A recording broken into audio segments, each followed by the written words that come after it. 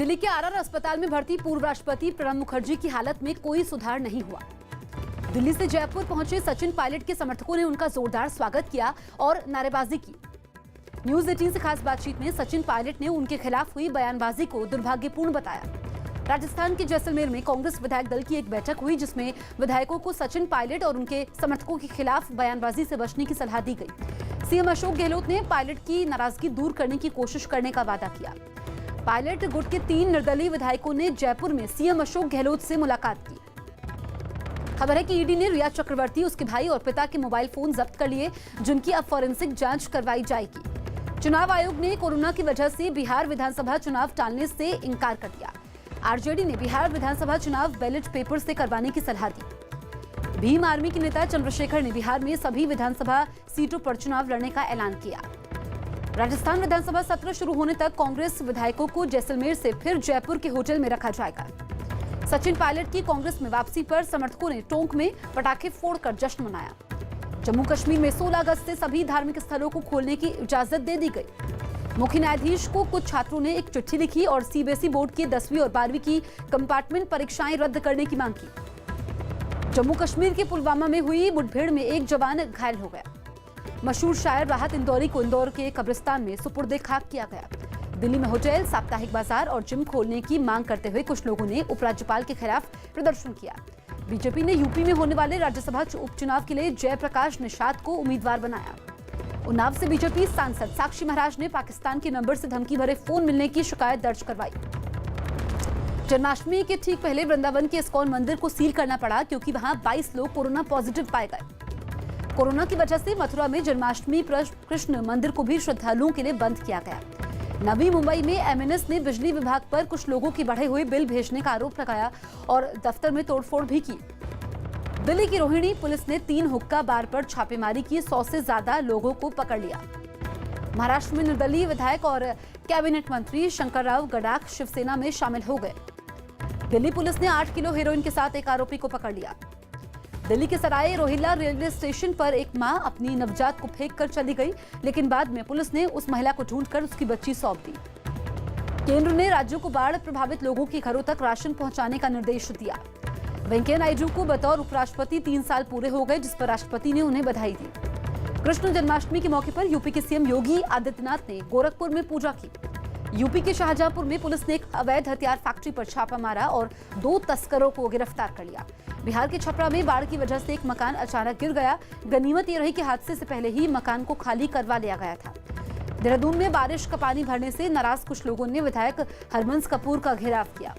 रायपुर में पेट्रोलिंग के समय शराब पीने के आरोप में 2 पुलिस वालों को निलंबित कर दिया गया। यूपी के अलीगढ़ मुस्लिम विश्वविद्यालय में कुछ लोगों पर एक अधिकारी से मारपीट का आरोप लगाया। लखनऊ के चारबाग रेलवे स्टेशन पर 2 एटीएम में आग लग गई, जिसमें काफी नोट जल गए। यूपी के बागपत में बीजेपी नेता संजय खोखर की सैर के समय हत्या कर दी गई, जिसके बाद वहां के एसएचओ को सस्पेंड किया गया। हरियाणा के सोनीपत में पुलिस ने एक दूध के टैंकर से काफी शराब की पेटियां जब्त कर ली। कानपुर में पुलिस पर हमला करने के एक फरार आरोपी को चित्रकूट से पकड़ लिया गया। उत्तराखंड में हो रही तेज बारिश से केदारनाथ के पास गुप्तकाशी में एक 4 मंजिला इमारत गिर गई। देहरादून में 2 दिनों से हो रही बारिश से मसूरी जाने वाली सड़क टूट गई। उत्तराखंड के रुद्रप्रयाग में बारिश से केदारनाथ जाने वाली एक सड़क धंस गई। मध्य प्रदेश सरकार 15 अगस्त को राज्य की जेलों में बंद 244 कैदियों को रिहा करेगी। इंदौर पुलिस ने वेब सीरीज के नाम पर अश्लील फिल्म बनाने के आरोपी को गिरफ्तार कर लिया। यूपी के मऊ में पुलिस ने बीएसपी विधायक मुख्तार अंसारी के करीबी उमेश सिंह की 6 करोड़ से ज्यादा की संपत्ति जब्त कर ली। बारामूला में बीएसएफ के सिपाही अजय कुमार ने कुछ पुलिस वालों की मदद से एक बच्चे को डूबने से बचा लिया। जम्मू कश्मीर के कुपवाड़ा से पुलिस ने एक आतंकी और उसकी मदद करने वाले 4 लोगों को पकड़ लिया। यूपी के बुलंदशहर में हुई छात्रा सुवीक्षा की मौत मामले की जांच एसआईटी को सौंपी गई। दिल्ली के पास गुरुग्राम में शराब पार्टी करने के आरोप में करीब 30 लड़कों और लड़कियों को पुलिस ने पकड़ लिया। हिमाचल सरकार ने जल बोर्ड में 2300 से ज्यादा भर्तियों की मंजूरी दे दी। मुंबई के कुलाबा पुलिस थाने में बीजेपी के कई नेताओं के खिलाफ केस दर्ज कर लिया गया। इन नेताओं पर कुछ दिन पहले बिजली बिल के विरोध में प्रदर्शन के समय बदसलूकी का आरोप है। यूपी के शाहजहांपुर में मेडिकल की एक छात्रा ने कॉलेज प्रशासन पर धमकाने का आरोप लगाया। छत से कूदकर आत्महत्या की कोशिश की। मुंबई के पास थाने में एक अस्पताल की दवा दुकान में आग लग गई, जिसके बाद वहां भर्ती 4 कोरोना मरीजों को दूसरे वार्ड में शिफ्ट किया गया। यूपी के हरदोई में पुलिस ने 3 बदमाशों को गिरफ्तार कर उनके पास से लूट का सामान जब्त कर लिया। यूपी के बहराइच में बिना मास्क लगाए लोगों का चालान काट रहे थानाध्यक्ष का एसपी ने 100 रुपए का चालान काटा। पंजाब के लुधियाना में वेतन में कटौती से खफा रोडवेज में कॉन्ट्रैक्ट पर काम करने वाले कर्मचारियों ने प्रदर्शन किया। छत्तीसगढ़ के बिलासपुर में बीजेपी कार्यकर्ताओं ने हवन किया और पार्टी के नेता धर्मलाल कौशिक के कोरोना से जल्द ठीक होने की कामना की। पुदुचेरी के 2 कैबिनेट मंत्री कोरोना पॉजिटिव पाए गए, जिसके बाद सीएम नारायणसामी ने इन मंत्रियों के संपर्क में आए सभी लोगों से टेस्ट करवाने को कहा। मौसम विभाग ने मुंबई समेत महाराष्ट्र के कई इलाकों में 15 अगस्त तक भारी बारिश की चेतावनी दी है। मणिपुर में कांग्रेस के 6 विधायकों ने विधानसभा अध्यक्ष को अपना इस्तीफा सौंप दिया। दिल्ली और मुंबई समेत 6 शहरों से उड़ानें अब 31 अगस्त तक कोलकाता नहीं जा पाएंगी, क्योंकि राज्य सरकार ने वहां इन जगहों से आने वाले विमानों पर रोक 15 दिन और बढ़ा दी है। विशाखापट्टनम में पुलिस ने 2 दुकानों में छापा मारकर काफी मात्रा में शराब जब्त कर ली। सोमू वीराजू ने आंध्र प्रदेश बीजेपी अध्यक्ष पद का जिम्मा संभाल लिया। उत्तराखंड के सीएम ने एम्स ऋषिकेश में हेलीकॉप्टर एम्बुलेंस उतारने के लिए एक हेलीपैड का उद्घाटन किया, जिससे दूर दराज के बीमार लोगों को लाने में आसानी होगी। पश्चिम बंगाल के दक्षिण 24 परगना में टीएमसी कार्यकर्ताओं के 2 गुट आपस में भिड़ गए। सुशांत सिंह केस की जांच करने मुंबई पहुंचे बिहार पुलिस के 5 अधिकारियों के खिलाफ बांद्रा पुलिस स्टेशन में शिकायत की गई। मिजोरम सरकार ने पेट्रोल पंप पर हर गाड़ी के लिए तेल भरवाने की सीमा तय कर दी और सरकार ने यह फैसला इसलिए लिया ताकि कोरोना संकट में पेट्रोल डीजल की किल्लत से बचा जा सके।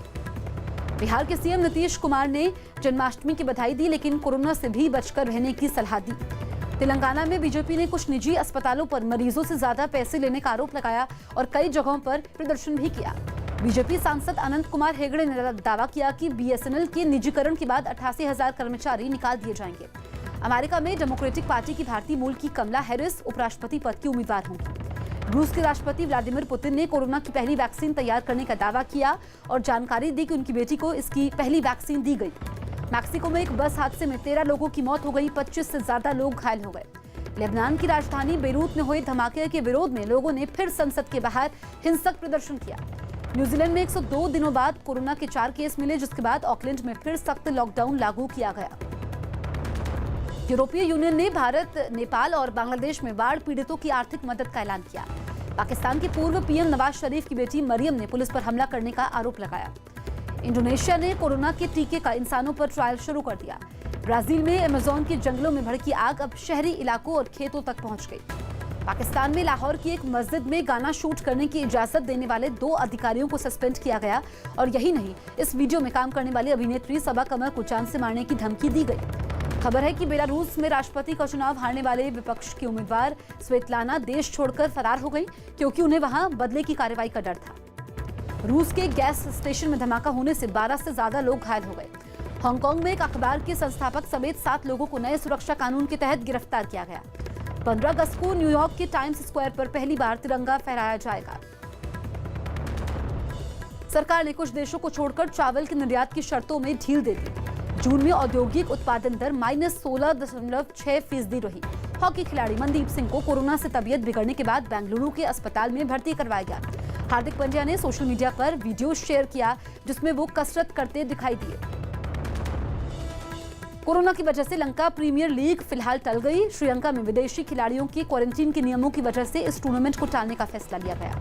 भारत के अनंत पद्मनाभन को आईसीसी अंपायरों के पैनल में शामिल किया गया। कुछ हॉकी खिलाड़ियों को कोरोना होने से बेंगलुरु में 20 अगस्त से लगने वाले नेशनल कैंप पर खतरा मंडरा गया। रमीज राजा ने सरफराज अहमद को टेस्ट क्रिकेट से संन्यास लेने और वनडे पर ध्यान देने की सलाह दी। नवंबर में होने वाली मैड्रिड मैराथन को कोरोना की वजह से रद्द किया गया। यूरोपीय कप में मैनचेस्टर यूनाइटेड और इंटर मिलान को अपने अपने मुकाबलों में जीत मिली और इसी के साथ दोनों टीमें टूर्नामेंट के सेमीफाइनल में पहुंच गई।